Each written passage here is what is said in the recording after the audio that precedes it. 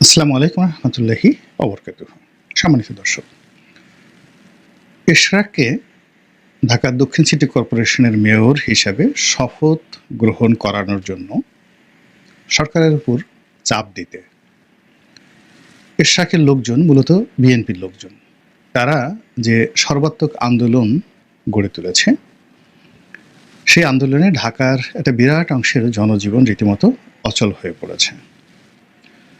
নগর ভবন কেন্দ্রিক যে সকল রাস্তা রয়েছে, সেটা গুলিস্তান, নগর ভবন, বঙ্গবাজার, পুরনো ঢাকার চকবাজার থেকে শুরু করে বংশাল, এই পুরো এলাকা বলতে গেলে যোগাযোগ বিচ্ছিন্ন হয়ে থাকে এই আন্দোলনের সময়টিতে। এবং পুরনো ঢাকা কেন্দ্রিক যে পাইকারি বাজার, সেটার যারা বিক্রেতা ক্রেতা, সকলের জীবন এই গত কয়েকদিনের আন্দোলনে একেবারে যাকে বলা হয় সর্বনাশের সর্বোচ্চ জায়গায় পৌঁছে গেছে। এবং এইরকম বিপত্তিতে এরকম যে পাইকারি বাজারের যে প্রাণকেন্দ্র নবাবপুর, চকবাজার, বংশাল, মিডফোর্ট, এই পুরো এলাকাতে যে সকল ব্যবসা বাণিজ্য হয়, এই ব্যবসা বাণিজ্যের আনা নেওয়া উত্তরবঙ্গের সঙ্গে দক্ষিণবঙ্গের সঙ্গে বলতে গেলে বন্ধ।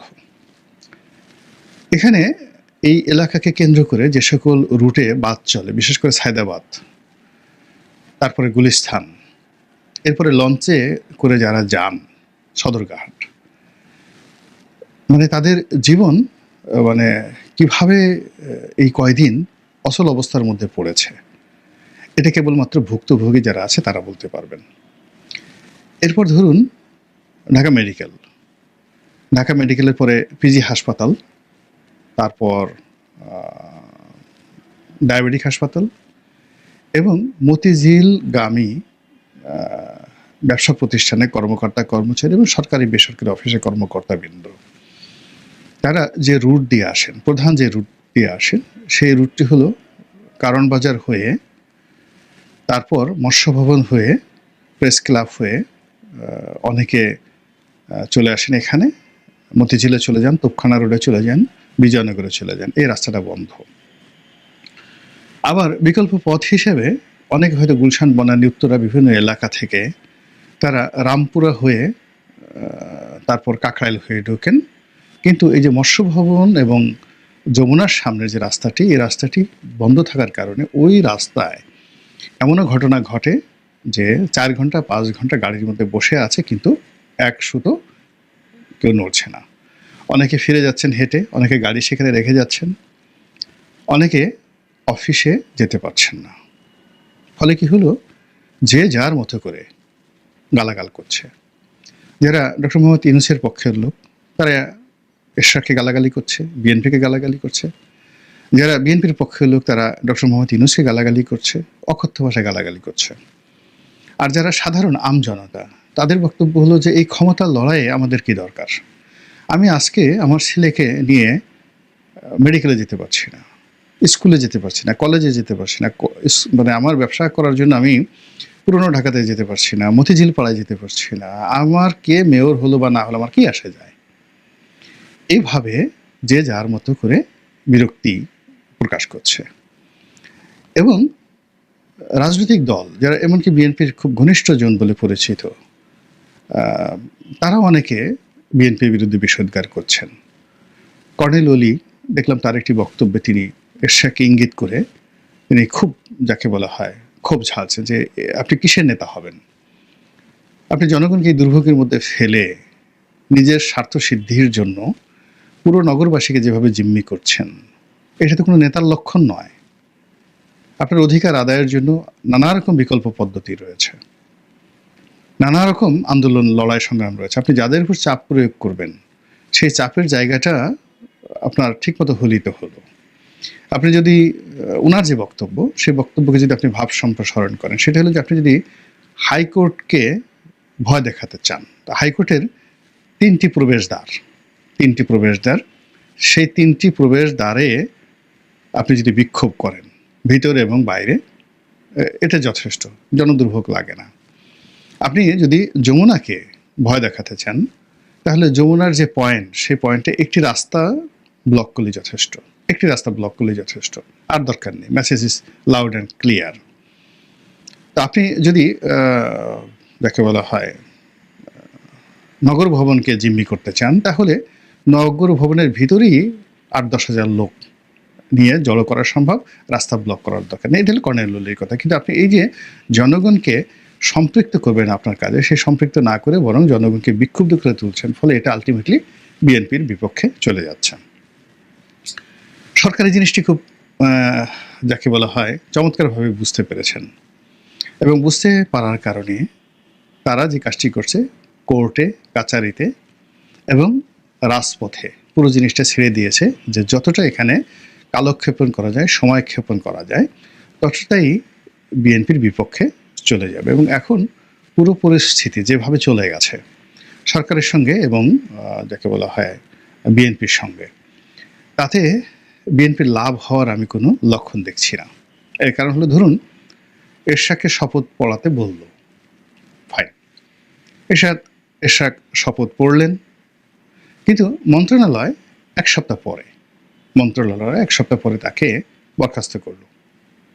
তখন তাকে কি করতে হবে? সেই আওয়ামী লীগ জমানার মতো আবার হাইকোর্টে আসতে হবে, মাসের পর মাস ঘুরতে হবে, এবং মানে ওইরকম তথ্যই বলছে। অর্থাৎ সরকার যদি না চায়, স্থানীয় সরকারের কোনো মেয়র দায়িত্ব পালন করতে পারবে না।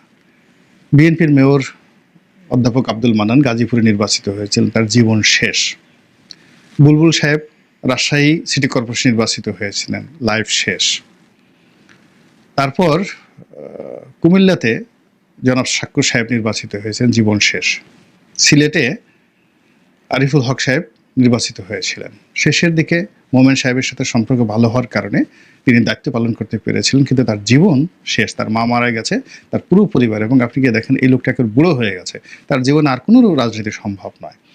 স্থানীয় সরকারে সেটা মেয়র হোক, উপজেলা চেয়ারম্যান হোক, তারপর পৌরসভার মেয়র হোক, সিটি কর্পোরেশনের মেয়র হোক, এই দায়িত্বগুলো পদবিগুলো আসলে সরকারের সন্তুষ্টির উপর নির্ভর করে। ফলে এরশাদকে যদি এখানে দায়িত্ব লাভ করতে হয়, তাকে সামহাও সরকারের সঙ্গে একটা নেগোসিয়েশন করতে হবে দায়িত্ব পালনের জন্য। আর জিদাজিদি করলে তার অবস্থা আসলে অতীতের মতোই হবে, এর বাইরে যাওয়া যাবে না।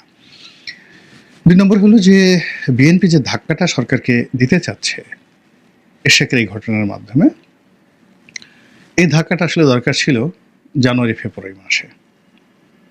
কিন্তু এখন বিএনপি যে ধাক্কা দিচ্ছে, বিএনপির যে জনপ্রিয়তা, সেই জনপ্রিয়তাটা এখন আগের মতো নেই।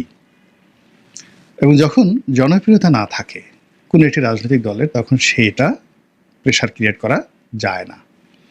ফলে এখন যা কিছু হচ্ছে সিটি কর্পোরেশন নিয়ে, শুধুমাত্র দুর্ভোগ হচ্ছে, দুর্গতি হচ্ছে, এবং বিএনপির জনপ্রিয়তা কমে যাচ্ছে। সরকারকে অনেক গালাগাল করছে, কিন্তু সরকার সহানুভূতি পাচ্ছে, এটা হলো বাস্তবতা। এখন সেক্ষেত্রে এই পদ পদবীর এটার আসলে এই মুহূর্তে দরকার ছিল না, কোনো দরকার ছিল না। কেন এই আদালতের রায়টা তড়িঘড়ি করে নেওয়া হলো, এবং কেন এখানে বিএনপি সর্বশক্তি নিয়োগ করে এখন জিদ করলো যে এরশাদকে এই পদে বসাতেই হবে, এটা আমার মাথায় ঢুকছে না। শুধু আমার মতো নয়, বিএনপির এরকম অনেক নেতৃবৃন্দ রয়েছেন, আপনি কি দেখেন তারা চুপচাপ কথা বলছে না, অ্যাক্ট করছে না, রিঅ্যাক্ট করছে না।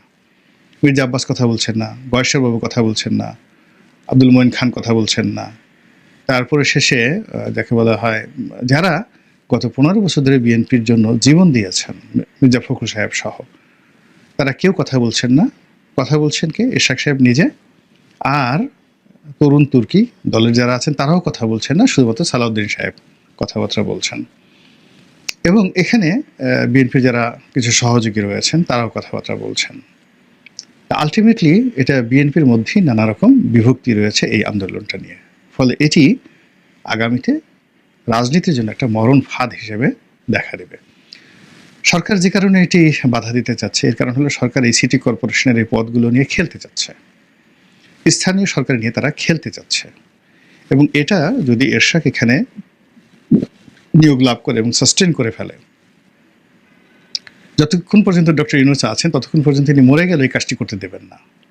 একেবারে তিনি ফাঁসির মঞ্চে যাবেন হাসতে হাসতে, কিন্তু এরশাদকে কোনো অবস্থাতে তিনি শান্তিতে থাকতে দেবেন না। এর কারণ হলো এটা করার সঙ্গে সঙ্গে বরিশাল সিটি কর্পোরেশন চরমোনাইকে ছেড়ে দিতে হবে, এটা করার সঙ্গে সঙ্গে রাজশাহীতে একই ঘটনা ঘটবে, উত্তর সিটি কর্পোরেশনে দাবি দেওয়ালকে এটা দিতে হবে।